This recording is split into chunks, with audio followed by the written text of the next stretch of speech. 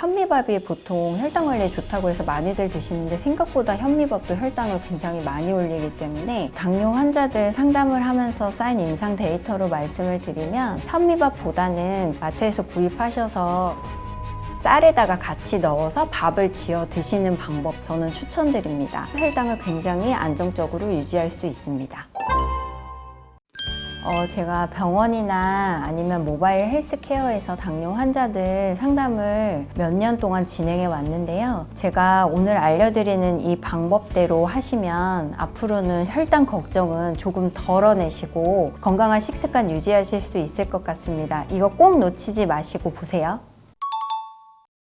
당뇨 식사가 굉장히 어렵게 생각을 하실 건데요. 일단 저는 공복 혈당을 굉장히 중요하게 생각합니다. 왜냐하면 아침의 혈당이 그날 하루의 혈당을 좌지우지할 수 있는 출발점이기 때문인데요. 실제로 아침에 단백질 위주의 식사를 한 섭취군에서 하루 혈당이 굉장히 안정적으로 보고됐다는 연구들이 있어요. 그래서 저는 아침 식사에 단백질 위주의 식사를 좀 추천을 드리는 편인데요. 예를 들면 두부를 살짝 데쳐서 두유에다가 갈아서 드시는 방법, 여기에 견과류까지 추가하면 되게 고소하게 드실 수 있는데 저도 실제로 이렇게 하루에 한 잔 아침을 시작으로 하는 경우도 많이 있습니다. 또 간단식으로 채소 샐러드에다가 삶은 계란 하나, 2개 정도, 그리고 마지막으로 통곡물 빵 한쪽 이렇게 마무리를 하시면 각각 고른 영양소도 갖춰지면서 혈당을 안정할 수 있는 식사의 예라고 할 수 있는데요. 여기서 호밀빵이나 통밀빵 같은 경우는 시중에 판매되는데 밀가루 함량이 높은 것들이 굉장히 많아서 꼭 함량 중에 호밀이나 통밀이 함량이 높은지 확인하시고 구입하셔서 한쪽을 넘지 않게 식사 마무리를 하시면 좋을 것 같습니다. 그리고 일반식과 밥 반찬의 경우에 바쁜 아침이지만 꼭 밥으로 또 식사를 하시는 분들은 잡곡밥, 그리고 미역국, 계란찜이나 연두부 이렇게만 구성해서 밑반찬 몇 가지 꺼내서 드시면 이것 또한 균형 잡힌 식사이면서 혈당을 낮출 수 있는 식사라고 추천드리겠습니다. 관리를 열심히 하려고 해도 지속 가능하지 않고 쉽지 않으면 잘 못하실 것 같아서 손쉽게 마트에서 구해볼 수 있는 한 3가지 정도 재료로 첫 번째는 통곡물입니다. 이 잡곡 종류도 굉장히 중요하다고 생각합니다. 제가 혈당 관리를 하면서 데이터를 봤을 때 현미밥이 보통 혈당 관리에 좋다고 해서 많이들 드시는데 생각보다 현미밥도 혈당을 굉장히 많이 올리기 때문에 제가 개인적으로 추천드리는 것은 보리나 귀리와 같은 잡곡류를 더욱 추천드립니다. 그래서 요거 보리나 귀리를 마트에서 구입하셔서 댁에서 떨어뜨리지 않게 잡곡밥으로 만들어서 드시면 좋을 것 같은데요. 다만 이제 급작스럽게 드시는 경우에는 소화작용이 어려울 수 있어서 충분히 6시간이나 8시간 불려서 활용을 하시거나 아니면 잡곡류도 쌀과 잡곡의 비율을 쌀이 9, 잡곡을 1 이렇게 해서 소량으로 한번 시작을 해보시는 거, 그리고 천천히 꼭꼭 씹어서 또 이 잡곡으로 인해서 식이섬유가 갑자기 섭취량이 늘어날 수 있으니까 물도 충분히 섭취하시면 좋을 것 같습니다. 그리고 두 번째는 해조류인데요. 해조류가 댁에서 가지고 계시는데 활용을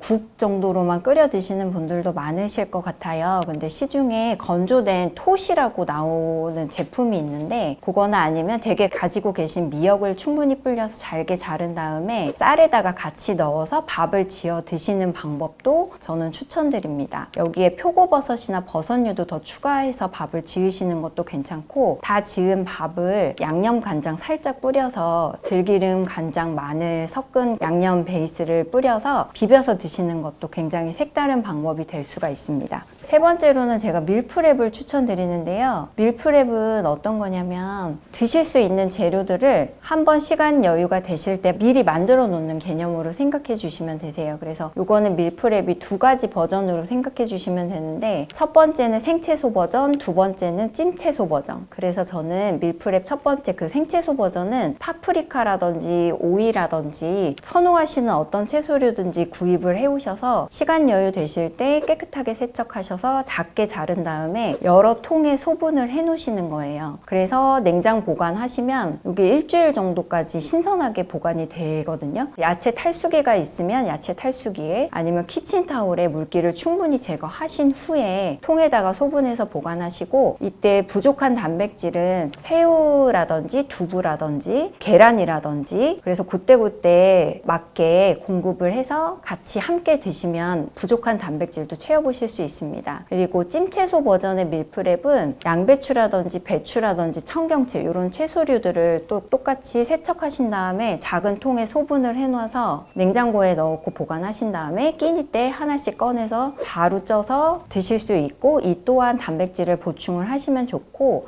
이건 샤브샤브 느낌이라서 간장 소스 베이스에 찍어서 살짝 드시면 좋을 것 같습니다. 그리고 염분 섭취를 줄이기 위해선 모든 소스는 뿌리는 것보다는 살짝 찍어서 드시면 좋고, 이거 찍어 드실 때 염도를 더 낮추기 위해선 저는 물을 넣기도 하거든요. 밀프렙 만들어서 한번 활용해 보시는 거 추천드립니다.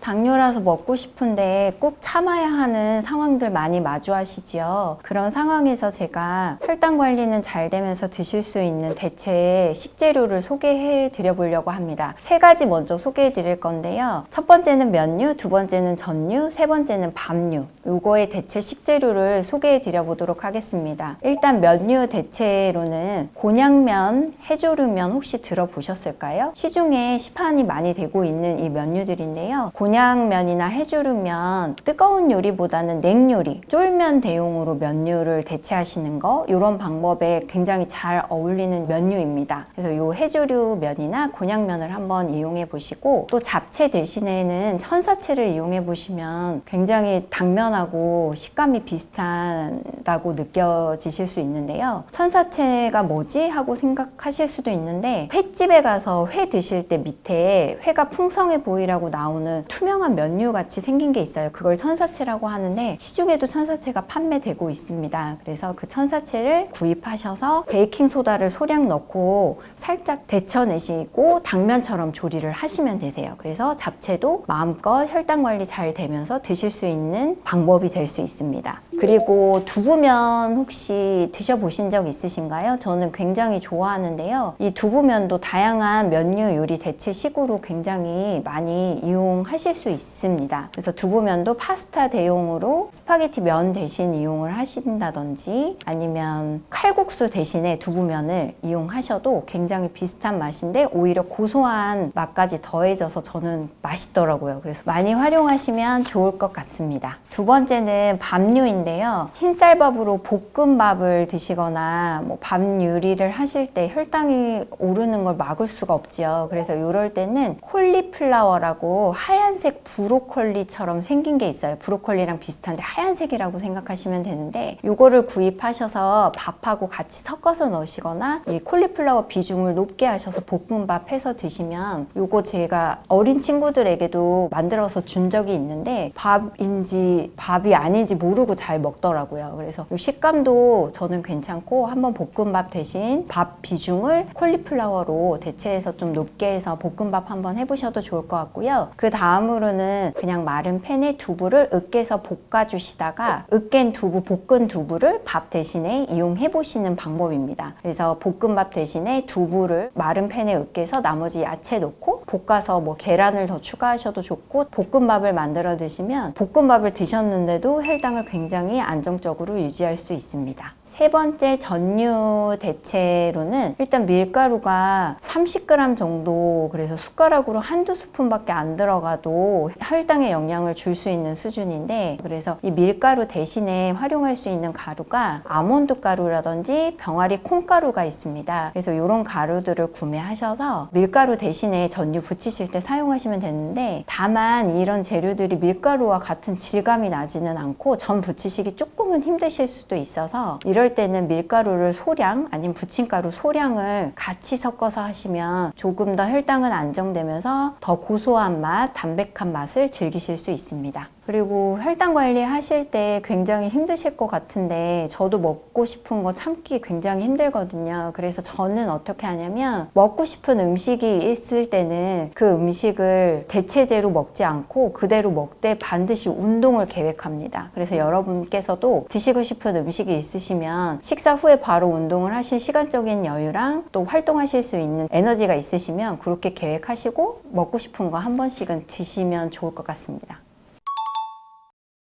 일단은 혈당을 안정화할 수 있는 식사법 제가 4가지를 한번 소개해 드릴 건데요. 마지막으로 채소 섭취량을 늘릴 수 있는 방법을 알려드리도록 하겠습니다. 첫 번째는 일단 매 끼니의 식사에 적정량의 단백질과 소량의 지방을 꼭 반드시 포함시켜 주시면 혈당 안정화에 도움이 됩니다. 예전에 한번 국수만, 잔치국수 같은 거 면류 하나만 드셨을 때 한 2-3시간 지나고 나서 갑자기 배가 고프시거나 훅 배가 꺼진 느낌 드신 적 있으실 거예요. 그것처럼 이렇게 면류만 드셨을 때는 혈당이 급격히 치솟다가 갑자기 확 떨어지기 때문에 이때 단백질이나 지방과 같은 소화 시간이 긴 음식들을 함께 섭취해 주시면 얘네들이 서로 상호작용을 해서 소화 시간을 좀 지연되고 혈당 상승도 좀 완화시킬 수 있는 방법이기 때문에 매 끼니에 고기나 생선, 두부 이런 단백질을 꼭 챙겨 드시고 여기에 뭐 적정량의 오일, 올리브 오일을 활용하시거나 드레싱 오일로 활용하시거나 아니면 기름이 없는 식사다 하면 호두 한 알 정도 이렇게 꼭 반드시 포함해서 드시면 포만감도 오래 유지되고 혈당도 안정화된 식사로 드실 수 있습니다. 두 번째는 에사비 많이 들어보셨죠? 요거는 사과식초를 말을 하는데요. 이 사과식초에 들어있는 아세트산이라는 성분이 탄수화물의 분해 효소에 작용해서 탄수화물 분해 속도를 좀 지연시키기 때문에 혈당을 좀 더 완만하게 상승하도록 도와주는 역할을 합니다. 따라서 이 에사비를 식사에 적극적으로 활용을 하시면 보다 혈당을 완만하게 할 수 있는 방법인데요. 드시는 타이밍은 탄수화물 섭취 직전에 드시거나 아니면 식전에 드시면 좋은데 식초랑 물을 섞은 이 식초물을 드시면 훨씬 혈당 완화에 효과가 있는데요. 식초를 섞는 비율은 식초를 1 그리고 물을 최소 5 이상 5대1의 비율로 섞으셔서 드시면 좋은데 이거 식초에 관해서 신맛에 거부감을 가지시는 분들이 이거를 시도하기에는 이 방법이 굉장히 어려우실 수 있어요. 그래서 저는 3단계로 방법을 안내를 해드리는데 첫 번째는 신맛에 익숙해지기 위해서 레몬수를 먼저 드셔보시는 거. 레몬수 드시기가 괜찮다, 적응이 되셨으면 두 번째는 식초랑 탄산수에다가 알룰로스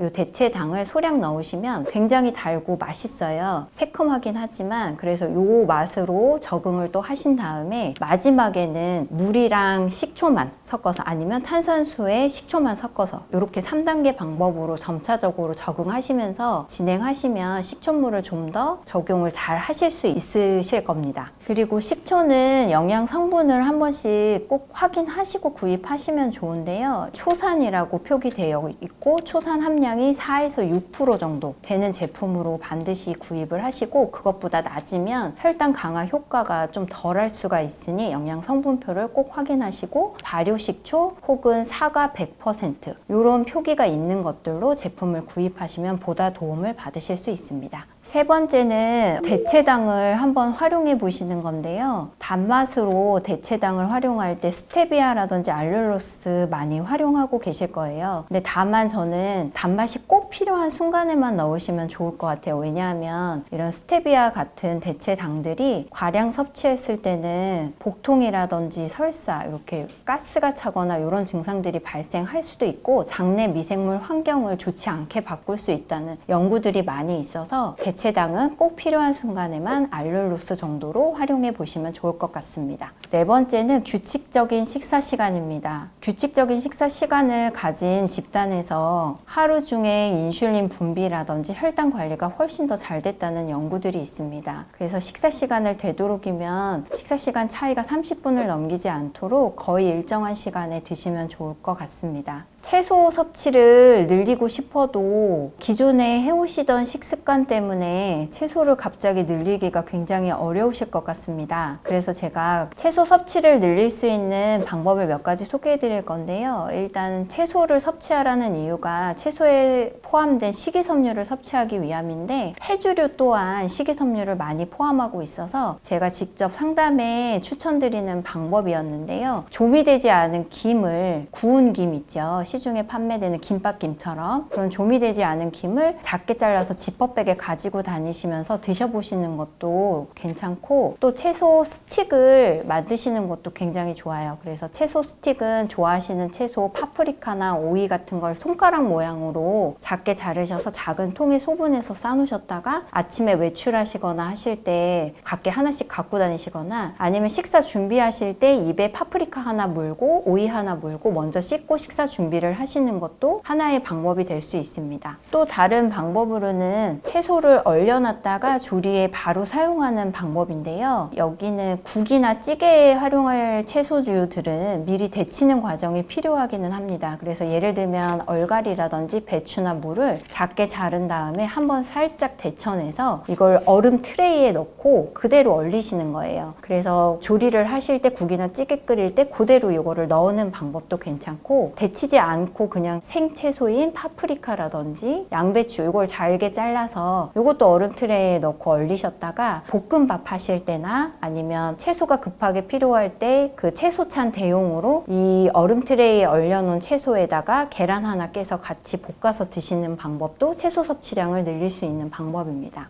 또 마지막으로 채소를 스낵화하는 방법인데요. 케일칩이나 연근칩 방법입니다. 이거는 케일을 구입하셔서 깨끗하게 씻으신 다음에 가운데 줄기 부분은 잘라내시고 잎 부분만 사용하시는데, 여기에 소금을 살짝 치시고 올리브유를 뿌린 다음에 에어프라이어기에 150도 온도에서 한 10분 정도 이렇게 구워서 드시면 굉장히 바삭바삭한 질감의 채소칩을 얻을 수가 있고, 다른 식재료들도 이렇게 칩처럼 만드는 게 가능해요. 예를 들면 연근도 작게 자른 연근에다가 오일을 살짝 두르고 소금 간해서 에어프라이어기에 돌려서 드시면 가지고 다니시기도 좋고 채소 섭취량도 늘려보실 수 있습니다. 제가 지금까지 혈당 안 오르는 건강한 밥상 차리는 방법, 레시피 간단하게 소개를 해드렸는데요. 제가 알려드린 방법 적극적으로 활용하셔서 혈당 관리 잘 하시고 건강 유지하시면 좋겠습니다.